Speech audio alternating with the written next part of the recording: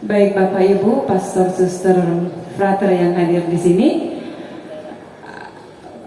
mari kita bersama mendengarkan pemaparan dari Romo Benedictus Gaguk ya. Romo Benedictus Gaguk ini lahir di Pagal Flores, NTT 9 Mei 1982. Romo, ini tanggal lahir yang sama dengan anak saya yang paling tua. Ini sepertinya jodoh ya. Iya.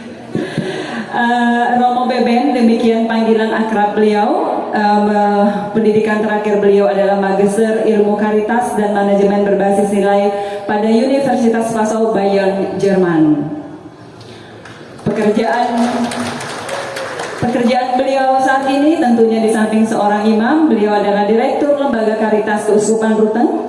Beliau juga Ketua Komisi Anak dan Remaja Keuskupan Ruteng dan dosen mata kuliah pastoral anak pada Unika Santo Paulus Ruteng, serta manajer kemitraan Keuskupan Ruteng dan Wahana Visi Indonesia Program Pemenuhan Hak dan Perlindungan Anak. Iya, jadi luar biasa ya. Untuk mempersingkat waktu saja, Bapak Ibu, Suster, Pastor, Frater, dan para undangan sekalian, kita dengarkan pemaparan dari Romo Beben. Romo Beben, kami persilakan. Terima kasih kepada moderator. Selamat siang semuanya. Saya ingin memanggil ingatan jiwa kita. Semoga semuanya sudah ada di ruangan ini. Saya ingin memastikan kita semua ada di sini jiwa dan raganya. Ya. Oke. Kita bikin tepuk tangan. Kalau saya bilang selamat pagi, tepuk 1 kali. Selamat siang, tepuk 2 kali. Dan selamat sore, tepuk 3 kali. Oke. Yang salah sebentar berarti jiwanya masih di sanggal. Oke, selamat pagi. Selamat pagi. Selamat siang. Selamat sore. Selamat pagi. Selamat malam. Malam itu jangan lagi bertepuk-tepuk. Selamat pagi, selamat siang, selamat pagi, selamat sore, selamat pagi, selamat malam. Baik, saya Romo Beben dari Ruteng, jauh-jauh datang sini. Ini pengalaman pertama, saya datang ke Kalimantan. Kalau kami anak muda di Ruteng, omong tentang Kalimantan itu omong tentang paru-paru dunia, tapi juga seringkali diakronimkan. Kalimantan itu kaget lihat mantan. Ya.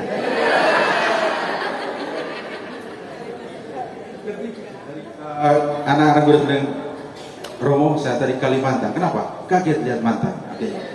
Lalu yang kedua, ketika saya sampai di Pontianak, lalu melewati beberapa sungai ini, saya teringat saya waktu SD, saya pernah dihukum oleh guru saya karena tidak tahu sungai terpanjang di Kalimantan. Saya menjawabnya waktu itu mata pelajaran IPS ya, geografi. Saya menjawabnya itu Sungai Mahakam. Ternyata Sungai Kapuas. Dan ketika kemarin saya melihat Sungai Kapuas, saya teringat gara-gara sungai ini saya dulu dihukum. Kalau sungainya bersih, saya terima. Tapi ternyata sungainya tidak terlalu bersih. Oke. Baik, itu saya mengawali sharing kita. Saya tidak akan banyak berteori banyak, saya sharing. Kita menonton bersama video ini. Boleh? Silakan. Judulnya Impossible Dream.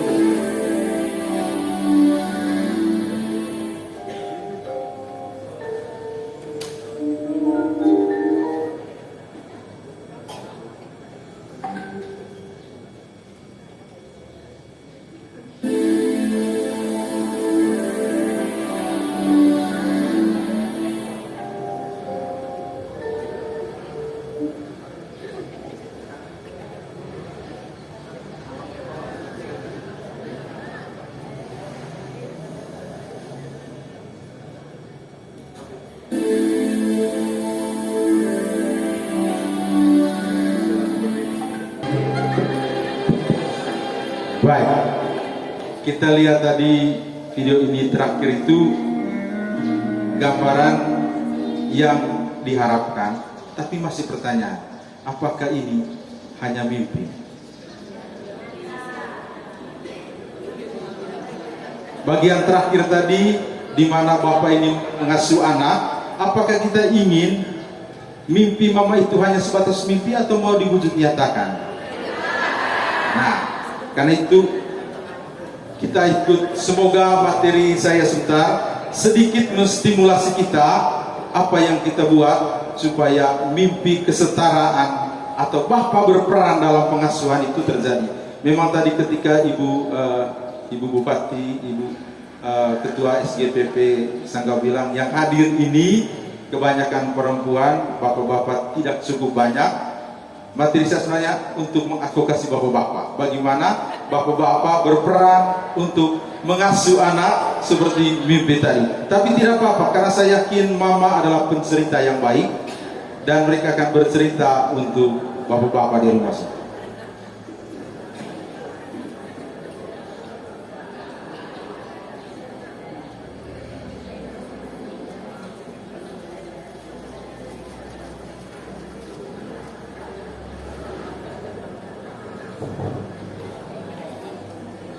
Baik, betul, materi terkait dengan peran ayah. Kalau tadi Monsinyur omong tentang kesetaraan pria dan wanita.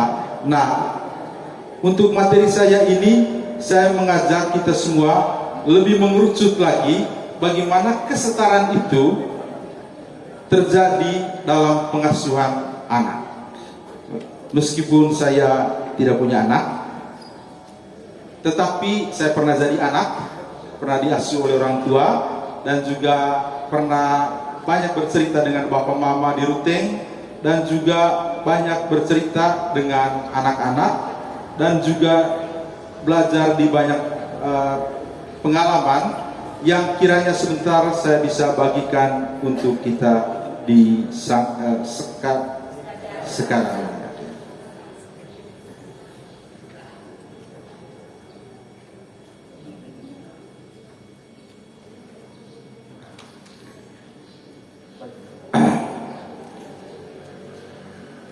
Yang pertama, mengapa tema ini penting? Kenapa sangat signifikan atau kenapa harus dibicarakan? Saya kira landasan dari Yang Mulia Bapak Uskup tadi itu menjadi landasan kita. Bapak, keluarga adalah ruang pertama anak belajar kasih, mengalami rasa aman, disiplin, nilai moral dan iman. Dalam praktik sehari-hari terjadi ketimpangan. Saya tidak tahu di sini, kalau di Ruteng itu seperti juga disampaikan Bapak Uskup, pengasuhan itu lebih baik, lebih banyak dilakukan oleh mama-mama dan bapak-bapak, lebih banyak bekerja di luar rumah sebagai satu tanggung jawab untuk tuntutan bagi kehidupan. Dan hari ini kita coba melihat bagaimana pengasuhan itu berbasis kesetaraan gender. Bapak Uskup tekankan tadi soal bagaimana setara dalam arti berbagi peran. Lanjut. Nah, ayah adalah dia yang seringkali lupa berperan. Ya.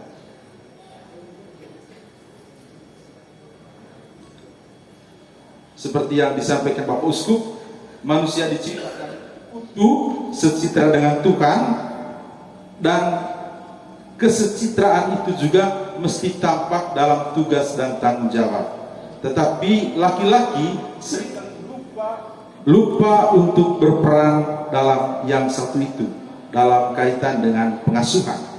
Nah, dalam banyak keluarga, pengasuhan masih dipersempit menjadi serangkaian tugas yang dilakukan ibu, memberi makan, memandikan, menidurkan, mendampingi belajar, urusan kesehatan, kebutuhan sekolah, menenangkan anak saat anak terluka atau takut. Kita lihat di video tadi. Ayah seringkali tetap hadir dalam struktur keluarga. Jadi ayah tetap hadir, tetapi tidak selalu hadir dalam ritme relasi dengan anak. Bapak Uskup sekali lagi tekankan, kita adalah makhluk yang berelasi, makhluk yang senantiasa berhubungan dengan siapapun, termasuk dengan anak. Dan ketiadaan ini kadang bukan ketiadaan fisik, melainkan ketiadaan emosional dan pedagogis. Ayah di rumah tetapi tidak sungguh masuk ke dunia anak. Yang kedua, situasi tersebut untuk konteks kita, untuk konteks kami di Flores, mungkin konteks kita di Sekadau ini juga dipengaruhi oleh budaya patriarkal dan pembagian peran sosial yang telah lama tertanam. Bapak-bapak sering dibentuk untuk memandang keberhasilan diri, terutama kemampuannya mencari nafkah. Jadi ada pertanyaan, berapa pendapatan? Kalau ngobrol antara bapak-bapak itu, kalau di Manggarai tanya itu berapa penghasilan, berapa yang kau dapatkan dari mana. Jadi ukuran keberhasilannya sejauh mana mereka mengumpulkan duit. Karena itu banyak orang-orang Flores ingin selain untuk mendapatkan uang, sudah tunjukkan ke rekan sekampungnya, saya memiliki duit banyak. Dan salah satu jalan keluarnya itu misalnya merantau. Banyak di wilayah, saya tidak tahu wilayah Kalimantan mana, banyak yang kerja di sawit itu sepupu-sepupu kami, teman-teman kami yang kemudian harus ke sini dan tinggalkan istrinya di Flores. Karena mereka ingin, saya adalah laki-laki kalau saya bisa mendapatkan uang yang banyak. Sedangkan mama-mama atau perempuan dianggap bertanggung jawab untuk urusan rumah. Kerangka seperti ini membuat ayah muda merasa bahwa tugas utamanya sudah selesai ketika uang ada dan ketika ekonomi terpenuhi. Akibatnya, pengasuhan yang bersifat emosional, moral, spiritual dianggap sebagai peran mama. Dan dalam praktiknya, kelupaan peran ini tampak dalam beberapa bentuk. Ayah menyerahkan seluruh urusan kepada mama, dan bapak muncul ketika marah atau memberi hukuman. Jadi seringkali ayah itu hadir ketika dia marah atau memberi hukuman. Dan saya mengalami sendiri ketika masih kecil, ketika saya rebel, mama bilang gini, tunggu nanti bapak pulang habis kau. Sehingga langsung saya, oh ayah itu tukang hukum ya. Dan ini terbawa ketika saya masuk seminari kecil di Kisau SMP. Jadi saya selalu melihat frater atau pembina itu sebagai penghukum. Karena itu saya berusaha ketika melanggar aturan tidak kedapatan. Karena ketika lihat sosok pembina, ada muncul wajah ayah yang adalah tipe penghukum. Sehingga selalu takut ketika ada teman bilang, Ben, engkau diminta ketemu pembina atau pendamping frater. Sudah takut pasti hukuman yang akan terjadi. Karena ada gambaran sejak kecil. Untung masuk seminari sehingga relasi ini pelan-pelan diperbaiki. Ya. Saya tidak membayangkan kalau saya dulu bukan sekolah di seminari dan sekolah di luar, mungkin akan berkelahi terus dengan orang tua saya karena pengalaman masa kecil. Laki-laki dibentuk,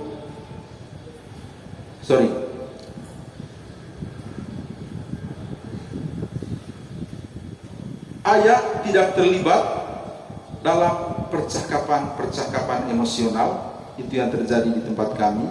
Lalu lupa untuk mendidik kehidupan iman.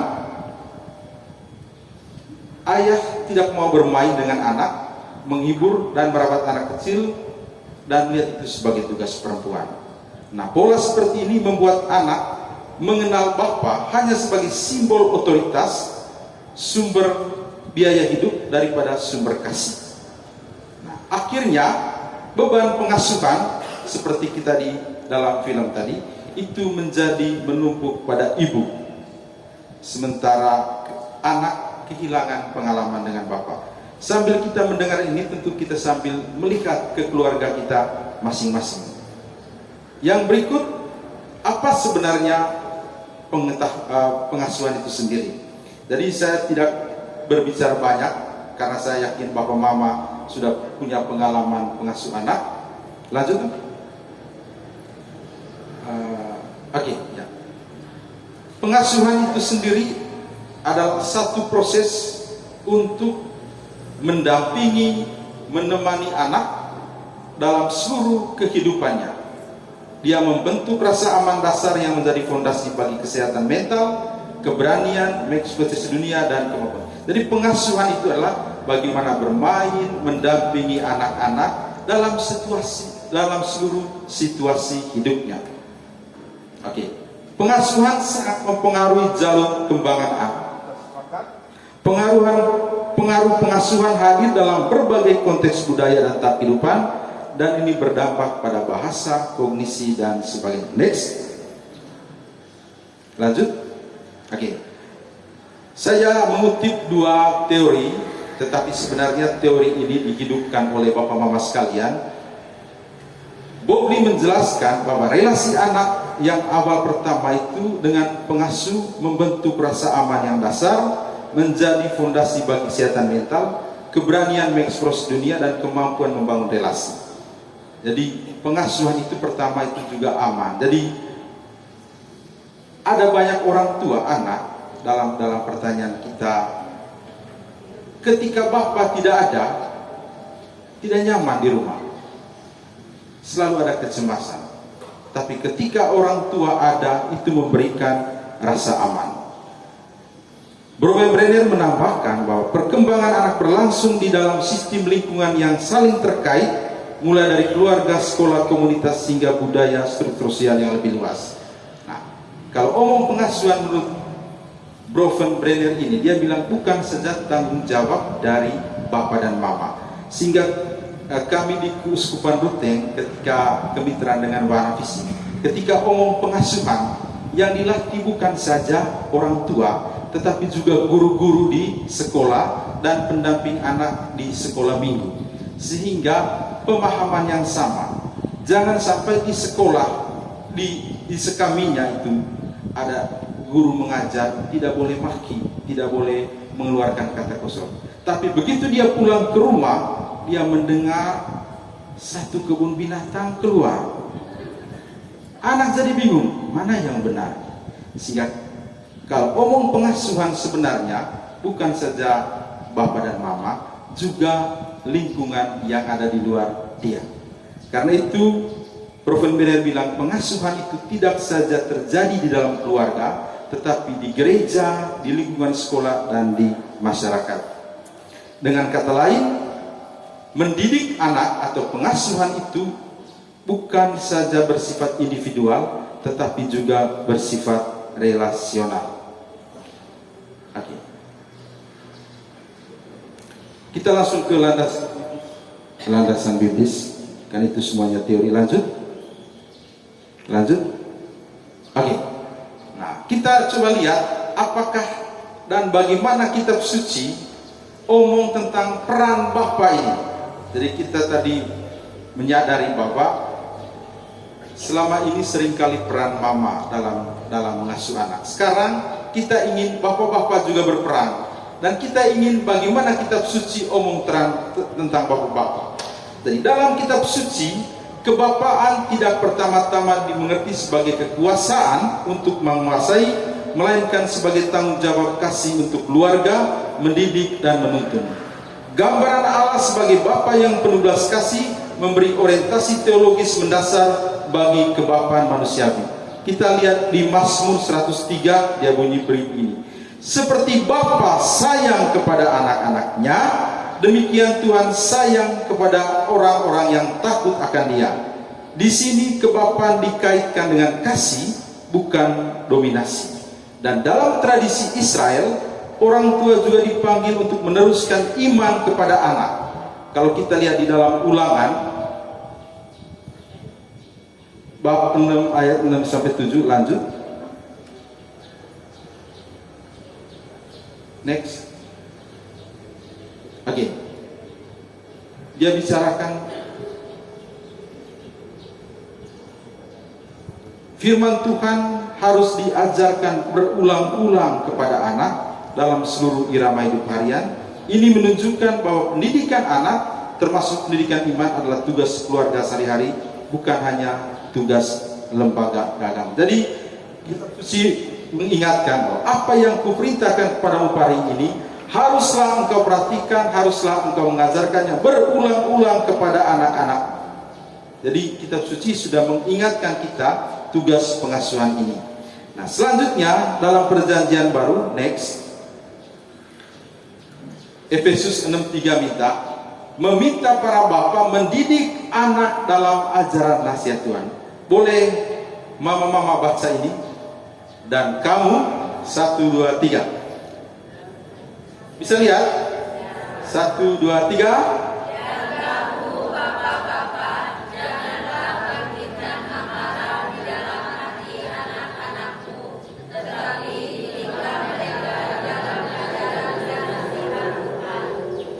Bapak-bapak boleh baca Kolose 3:21. Bisa lihat? Coba 3:21. Hai bapak-bapak, janganlah sakiti hati anakmu supaya jangan tawar hati. Jadi Paulus juga menasihati kita bapak-bapak terkait hal. Lanjut. Nah, dan Santo Yusuf adalah seorang bapa yang baik hati, yang bisa menjadi teladan dalam pengasuhan.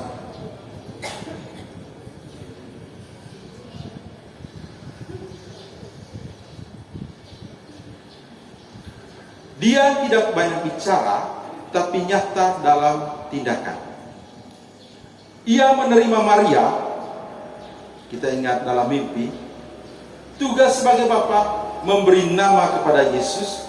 Janganlah kau takut mengambil Maria, sebab dia akan menjadi ibu dari Allah, anak Allah, dan hendaklah engkau menamai dia Yesus dan melindungi keluarganya. Jadi tugas Bapa Yusuf itu pertama itu memberi nama kepada Yesus. Saya pernah di paroki, dan kalau mau permandian selalu tanya kepada bapak mama, siapa nama anak ini? Biasanya mama yang hafal, bapak itu mulai garuk-garuk, siapa namanya anak ini? Padahal salah satu tugas Bapak, seperti juga Zakaria, ketika memberi nama dia menulis waktu itu Yohanes. Ya, jadi bagaimana kedekatan seorang Bapak sebenarnya? Ia hadir sebagai ayah yang menjaga, bekerja, dan memikul tanggung jawab.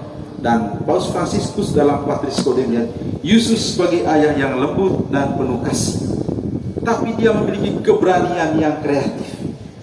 Sekalipun dia tahu mengambil Maria ini beresiko, tapi dia berani melakukan. Ayah yang mampu mengambil resiko apapun. Kebapakannya bukan gaduh dalam kata, tapi setia dalam tindakan. Itulah Yusuf. Lanjut. Nah, Yusuf dan Maria juga sebagai seorang pengasuh, itu adalah dia yang sudah sejak dulu memenuhi 4 hak dasar anak. Ada yang tahu 4 hak dasar anak? Kabupaten ini sudah kabupaten layak anak? Belum? Sudah? Mama pasti tahu lah 4 hak dasar anak. Atau ada yang belum tahu? Oke, baik. Yang pertama, hak hidup. Itu hak dasar. Dan Yusuf dan Maria sudah memenuhi hak. Apa itu hak hidup? Hak hidup adalah anak ingin dihargai, apapun bentuk mereka, mau lengkap, mau cacat, apapun konteksnya, mereka harus dihargai. Tetapi yang paling praktis, dia diakui sebagai makhluk hidup ketika mereka punya akte kelahiran. Dari negara baru akui dia sebagai warga negara ketika mereka punya akte kelahiran. Karena itu salah satu bentuk hak dasar anak itu, selain dia dihargai, tapi juga dia punya surat-surat sipil itu harus dia miliki. Dan Yusuf dan Bunda Maria sebagai orang tua memenuhi hal ini. Rupanya sebelum dunia ini menentukan hak dasar anak, Yusuf dan Maria sudah melakukannya dulu. Ketika mereka pergi ke Bethlehem untuk melakukan cacat jiwa, mereka mengurus kependudukannya di Bethlehem. Itu juga sama ketika suami istri mengurus akte kelahirannya disebut capir. Yang kedua, ketika mereka mempersembahkan Yesus di bait Allah, pada saat itu Yesus sah menjadi warga negara Yahudi. Itu sama dengan ketika kita mengurus akte kelahiran anak-anak kita. Yang kedua, hak tumbuh kembang. Anak-anak kita punya hak untuk bertumbuh dan berkembang secara psikis dan juga secara fisik. Banyak anak-anak kami di Manggarai mengalami stunting. Saya tidak tahu di Sekadau itu apa, bagaimana perfilasi stuntingnya. Dan seringkali ketika kita ngobrol dengan orang tua, saya berpikir yang stunting bukan anak, tapi pikiran orang tuanya. Ada yang bilang, Romo biarlah supaya dapat bantuan anak-anak. Romo terlalu mahal itu, pastor terlalu mahal itu membeli makanan untuk anak-anak sambil menghisap rokok. Rokok satu bungkus itu kalau di LT itu nama Aro 20.000. Sementara telur satu butir berapa? 3.500. Mahalnya di mana telur dibandingkan dengan rokok? Itu ngobrol kami ketika mengadvokasi mereka. Yang berikut, hak Bunda Maria, Yusuf juga memenuhi hak tumbuh kembang. Kita ingat ketika mereka pulang dari Yerusalem waktu Yesus hilang umur 12 tahun, mereka kembali ke Yerusalem. Kita susi menulis Bapak, lalu pulanglah mereka, lalu Yesus tinggal dalam asuhan mereka, dan dia makin bertambah besar, bertambah hikmat, dan semakin dikasihi oleh Allah dan manusia. Yesus bertambah besar secara fisik karena diberi makanan bergizi tentunya oleh kedua orang tuanya. Jadi Bunda Maria itu dan Yusuf sudah memenuhi hak tumbuh kembang Yesus. Berikut hak partisipasi. Anak berpartisipasi dalam apapun. Di gereja, di pemerintah, di musrengbang mereka selalu hadir. Musrengbang Des juga selalu hadir. Dan Yesus dulu juga diberi kesempatan oleh orang tua untuk berpartisipasi. Ketika umur 12 tahun, dia diajak oleh Yusuf dan Maria, mari, kita pergi ke Yerusalem untuk berdoa bersama. Sampai di Yerusalem, diajak ngobrol lagi dengan alim ulama, berpartisipasi, berdialog dengan orang dewasa. Itu terkait dengan hak partisipasi. Dan yang terakhir itu hak perlindungan. Perlindungan dari kekerasan. Ada banyak kekerasan verbal, kekerasan fisik, dan sebagainya. Dan Yusuf dan Maria sudah menunjukkan hal itu. Kita ingat waktu Yesus masih kecil, Herodes kan ingin membunuh semua anak-anak kecil. Tapi Yusuf dan Maria melindungi anaknya. Mereka mengungsi kemana? Mengungsi ke Mesir. Melindungi Yesus dari kekerasan. Jadi Yusuf adalah orang tua yang mengasuhi anak dan memenuhi 4 hak dasar anaknya. Lanjut. Nah, Bapak yang baik ini juga sangat tampak kita kalau ikut kisah tentang Yesus tentang perumpamaan anak yang hilang. Bapak itu sangat tabah bagaimana dia menunggu anaknya pulang, memberikan yang terbaik, mengampuni. Anak-anak kita tentu pasti banyak yang keras kepala, yang nakal, tetapi bagaimana Bapak yang baik ini mencintai anak tanpa kekerasan. Saya membayangkan kalau bapaknya itu tidak memiliki sifat kasih, pasti dia tunggu anak sambil pegang pentungan. Pulang sudah. Kalau kamu orang Flores, pulang sudah. Tapi bapak tidak pegang pentungan, dia pegang baju, cincin, dan lembut, simbol kehangatan, cinta, dan kesetiaan. Lanjut. Nah, kita lihat sekarang bagaimana dokumen gereja. Saya tidak membaca seluruhnya, tetapi secara umum dokumen-dokumen gereja juga memberikan peran yang sangat penting. Saya langsung ke lanjut.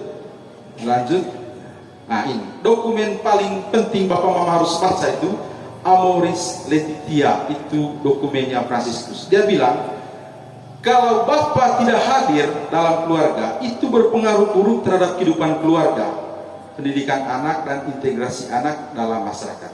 Ketidakhadiran Bapak bisa bersifat fisik, emosi, psikologis, dan spiritual. Dan ketiadaan ini menyebabkan anak-anak tidak memiliki model perilaku kebapakan yang sesuai. Atau kita bilang tadi fatherless. Jadi Paus sudah omongin. Dan kami di Manggarai banyak sekali anak yang bukan tanpa bapak, bapaknya pergi jauh, merantau ke Kalimantan, ke Malaysia. Dan saya punya pengalaman seorang guru ketika kami omong tentang perlindungan anak, dia bilang, "Pastor, saya paling banyak pukul anak di sekolah." Tetapi dia bilang, karena saya sudah capek hukum, saya panggil dia, "Kenapa engkau melakukan kejahatan-kejahatan ini di sekolah?" Ternyata dia tinggal dengan opa dan omanya, karena bapak dan mamanya itu datang ke Kalimantan di perkebunan sawit. Dan dia kehilangan cinta dan perhatian. Karena itu dia di sekolah melakukan apapun agar mendapat perhatian dari teman-temannya. Dipanggil ke depan untuk hormat bendera pusat, dia senang. Yang penting dilihat oleh banyak orang. Dihukum apapun oleh guru, oke bos. Yang penting dilihat oleh banyak orang. Dan ternyata bapak guru bilang, ternyata bukan dia menakal begini karena kehilangan kasihnya, ketiadaan peran bapaknya. Berikut dalam Amoris Laetitia 127 dikatakan, seorang ibu yang menjaga anaknya dengan lemah lembut dan penuh kasih sayang, menolongnya untuk bertumbuh dalam kepercayaan. Figur bapak di sisi lain, lanjut. Figur bapak di sisi lain membantu anak untuk memahami batas-batas realitas dan lebih dicirikan oleh orientasi menuju ke dunia luar yang lebih luas, menantang, mengajak untuk berusaha berjuang. Seorang bapak dengan identitas maskulin yang jelas dan bahagia, yang menunjukkan kasih sayang dan perhatian kepada istrinya, sama perlunya dengan perhatian keibuan. Jadi kehadiran ayah menjelaskan maskulinitas, sehingga anak laki-laki tahu laki-laki itu seperti bapak ini.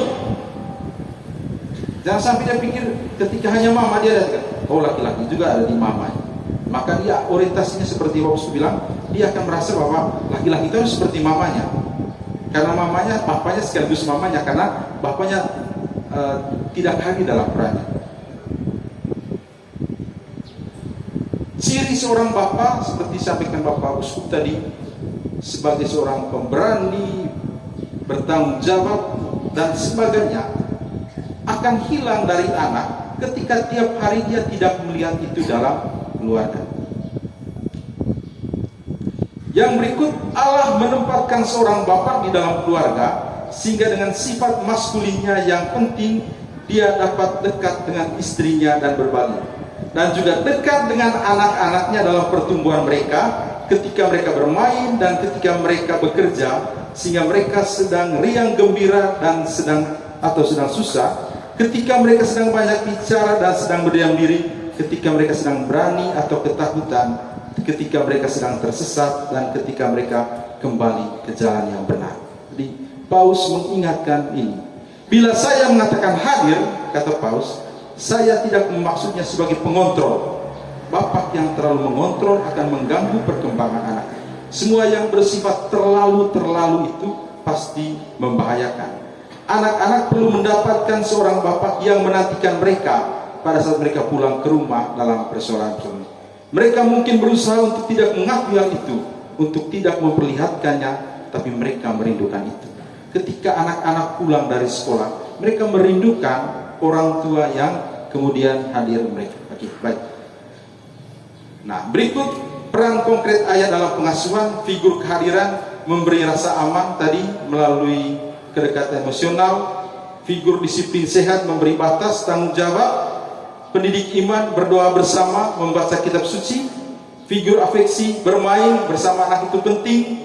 Tadi Bapak Uskup bilang, tadi ada Bapak tanya, kalau sudah tidak punya waktu untuk dengan anak-anak bekerja. Jadi ada orang bilang, yang penting kualitasnya.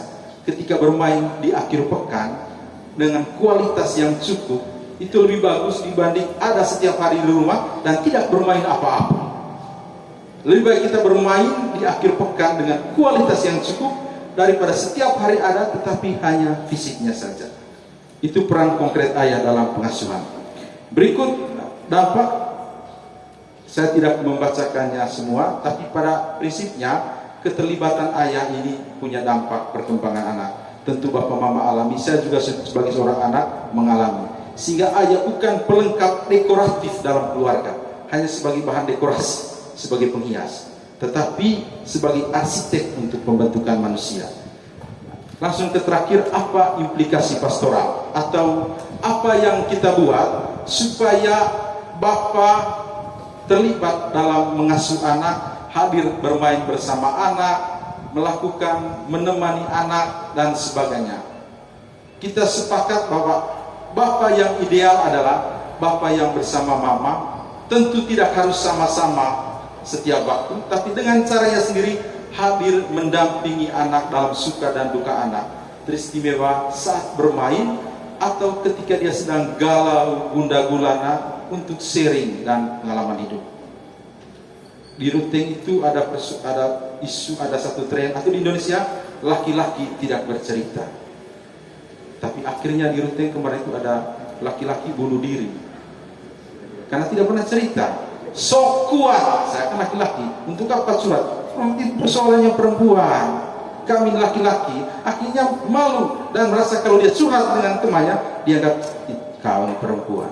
Tapi karena kan dia tidak bercerita, laki-laki itu tidak bercerita, akhirnya dia pendam sendiri dan melakukan tindakan yang tidak baik. Banyak laki-laki pasti banyak persoalan.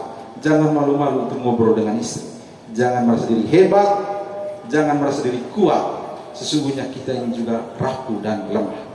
Nah, bagaimana apa yang dilakukan oleh gereja, oleh paroki ini, oleh KRI, supaya Bapak dan Mama terlibat sama-sama pengasuhan?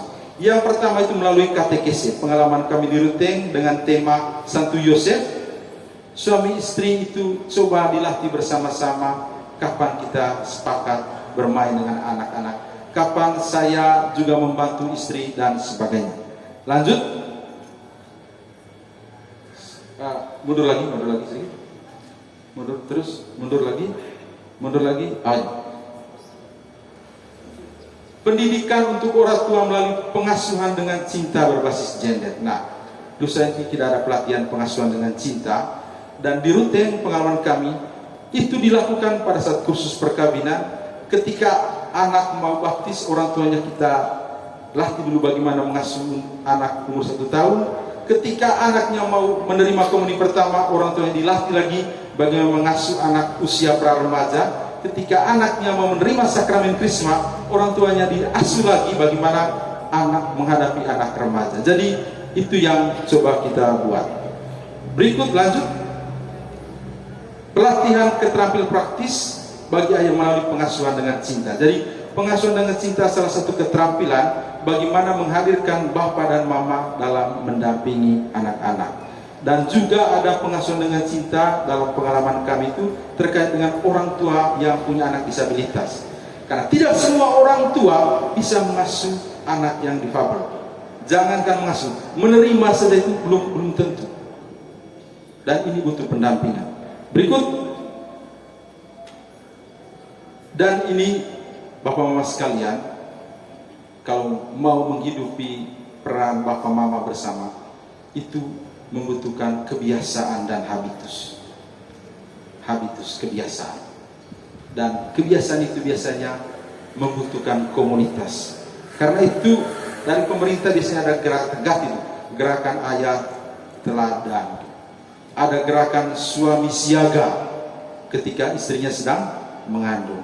Kenapa tidak ada gerakan ayah siaga ketika anaknya mengalami persoalan?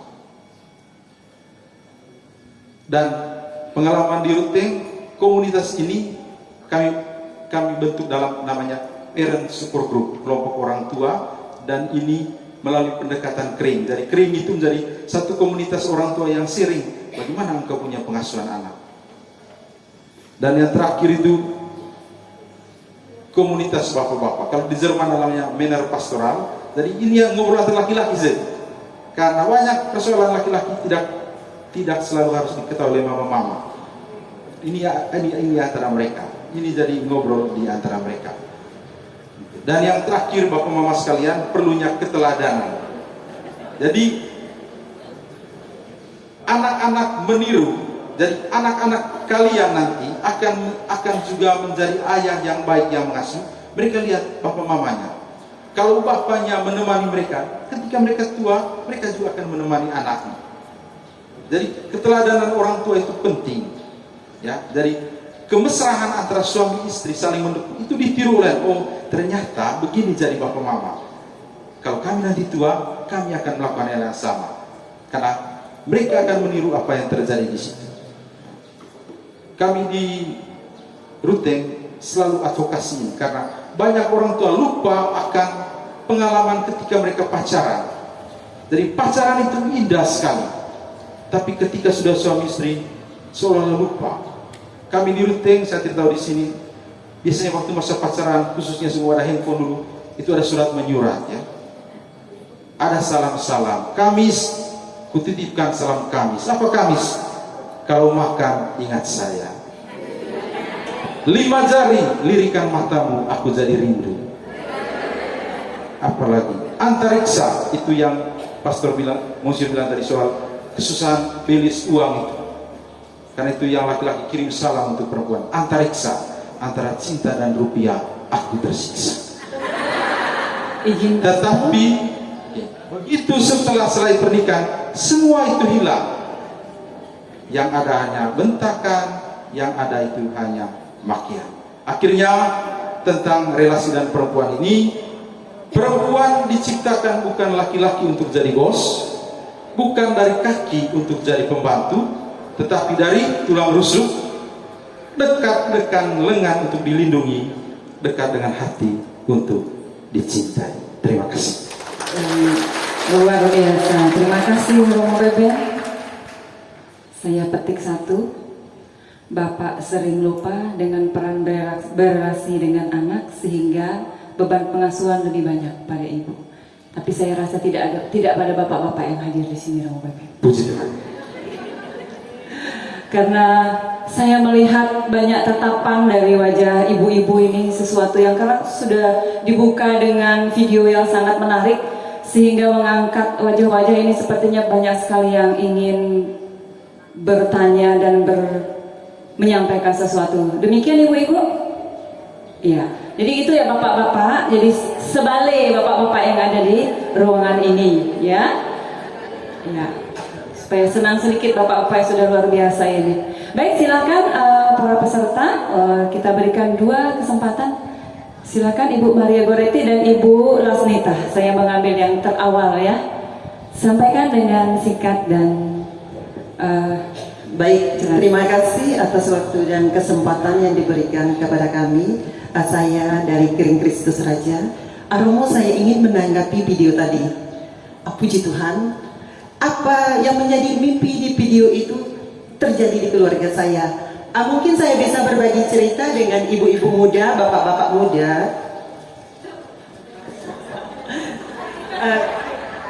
Saya dan suami ketika kami punya anak kecil, saya punya anak 3. Dari anak pertama sampai anak ketiga, dari baru lahir sampai beberapa lama, kami berbagi tugas. Suami saya, baik itu bikin susu, pas ganti popo atau apa, dari awal, dari jam 8 malam sampai jam 12 itu beliau punya tugas. Saya, kamu tidur aja katanya, ini saya yang ngurus anak. Tapi nanti kalau jam 12 giliran kamu. Dan saya harus tidur karena besok saya harus kerja. Dan 3 anak itu dilakukan terus menerus. Suami saya memandikan anak kami dari usia 3 hari sampai lepas pusat. Itu beliau. Saya tidak berani. Jadi, dan beliau juga pekerjaan di rumah tangga itu, puji Tuhan ya, suami saya bisa masak, nyapu, ngepel, pokoknya semua, tidak ada bedanya lelaki dengan perempuan. Jadi suami saya itu bilang, saya ini bapak, saya juga mama. Itu. Jadi di rumah itu sama-sama. Jadi ini pengalaman saya berbagi untuk ibu-ibu muda, bapak-bapak muda. Jadi tidak ada bedanya lelaki dan perempuan di rumah saya, itu suami saya. Dan itu mungkin juga karena latar belakang ya, karena suami saya juga dulu mungkin karena dia tidak tinggal dengan mamanya waktu masih kecil, jadi dia udah biasa bekerja dari kecil. Jadi sampai tua seperti itu. Oke, baik, sudah ditangkap. Terima kasih Bu Maria Goretti.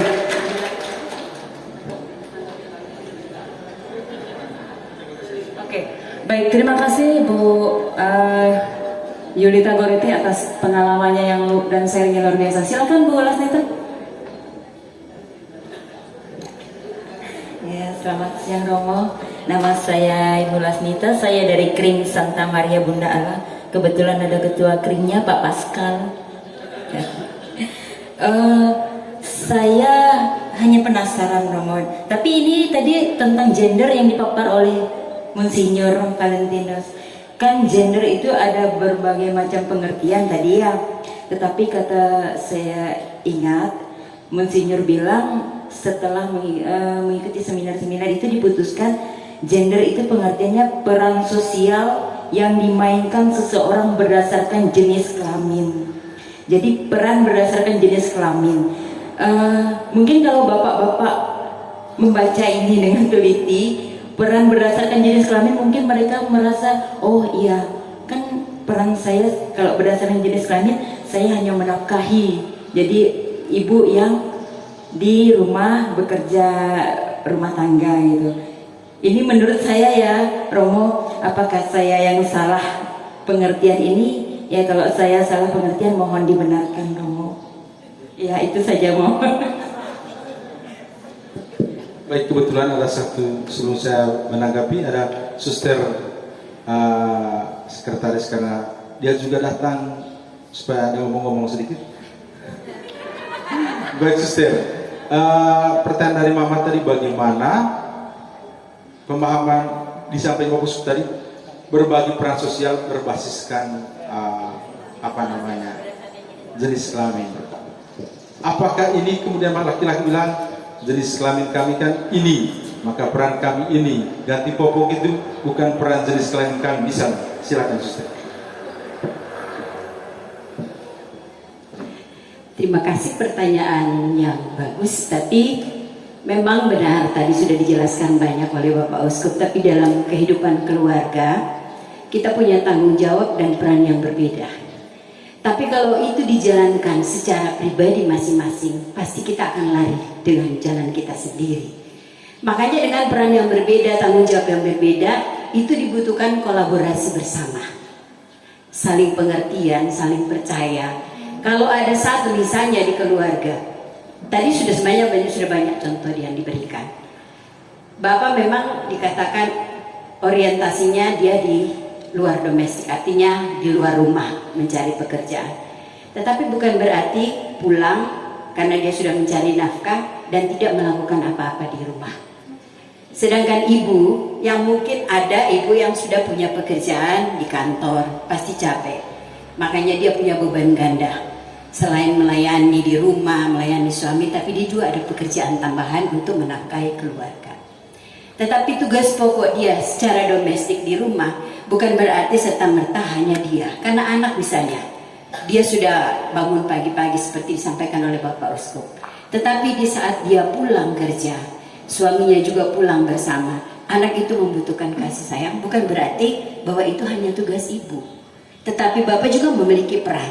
Dan peran ini kalau dijalankan bersama, maka keluarga akan tercipta satu kedamaian dan kebahagiaan. Cinta yang tumbuh di dalamnya termasuk anak akan merasakan bahwa ayah yang hadir di situ bersama dengan ibu itu juga sangat berarti untuk dia.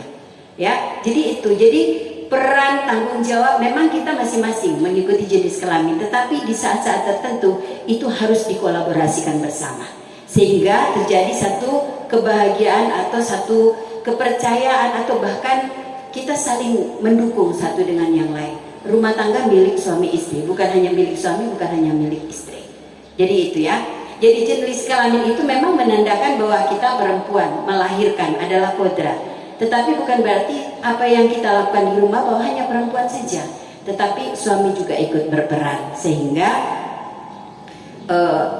keluarga yang bahagia, keluarga yang betul-betul bisa memberikan contoh dan teladan bagi anak-anak itu juga dibutuhkan untuk kehidupan perkembangan anak-anak yang ada di dalam keluarga kita masing-masing. Begitu ya Bapak Ibu, semoga jawaban saya bisa membantu kita untuk mengalami, melihat kembali bagaimana kehidupan kita di dalam keluarga kita masing-masing. Gender bisa berubah. Kadang gender juga itu memang tidak bisa diprediksi di dalam pengalaman kita sehari-hari. Contoh kecil, kalau saya sering mengajar dengan anak-anak remaja atau AMK, saya mengatakan kalau kamu melihat si Susi sekarang dengan bentuk feminisnya cantik, tetapi gendernya juga jenis kelamin itu dia tetap perempuan, tetapi peran dia nanti 10 tahun mendatang bisa berubah. Kenapa saya katakan begitu? Karena dia bergaul dengan situasi yang mungkin bersama dengan para olahragawan, dia senang dengan hobinya binaraga dan sebagainya. Jadi dia akhirnya tubuhnya yang feminis akhirnya bisa berubah, bisa menjadi berotot dan model kayak kelaki-lakian, tetapi tidak berubah jenis kelamin, tapi gendernya bisa berubah sesuai dengan kondisi. Dan kodrat itu hanya dimiliki oleh perempuan, melahirkan, mengasuh, haid dan sebagainya. Kalau bapak-bapak juga bisa berubah, artinya tetap ada jenis kelamin, tapi kalau misalnya orang muda laki-laki dia bergaul dengan orang-orang di salon yang suka skincare, akhirnya gayanya juga agak ke feminis kayak perempuan-perempuan. Tapi bukan berarti dia bahwa dia laki-laki itu berubah jadi perempuan, tidak hanya karena situasi, tapi peran yang dia mainkan itu bisa berubah dengan sesuai dengan kondisi yang dihadapi saat itu. Ya, terima kasih. Terima kasih Suster Stefani. Bagaimana MC? Oke, karena waktunya sudah habis ini ya, luar biasa menarik. Tapi Romo Beben masih ada di sini sampai beberapa hari, jadi mungkin kalau ada yang berminat boleh bertanya kepada Ibu Ketua kita apakah masih ada tempat untuk mengikuti pelatihan selanjutnya. Baik Romo Beben, terima kasih sekali atas kehadiran Romo di Skadau. Saya tidak berani berpantun karena di sini ada Raja Pantun. Ingat, mungkin satu benang merah yang dari Suster Stefani sampaikan bahwa sebenarnya kodrat perempuan itu hanya ada 3, menstruasi, hamil, dan menyusui. Kenapa kodrat? Karena memang kondisinya tidak bisa digantikan oleh laki-laki. Lebih dari itu, maka mari kita berbagi peran demikian ya, Romo Beben. Baik, terima kasih. Demikian sesi dari Romo Beben. Mohon maaf jika ada kekurangan dan semangat untuk kita semua. Baik, terima kasih kepada Ibu Moderator dan narasumber. Selanjutnya mohon untuk di tempat narasumber karena ada penyerahan cenderamata. Mohon kesediaan Ibu Ketua Panitia.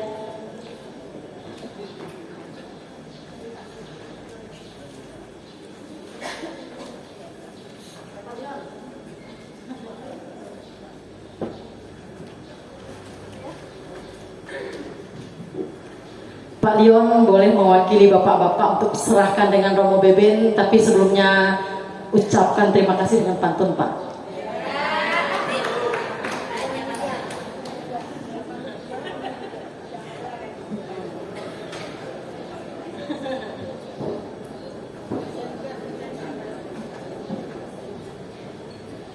Paling enak naik motor, walau motor itu keras suaranya. Paling enak jadi pastor walau hidup sendiri beribu-ribu keluarganya.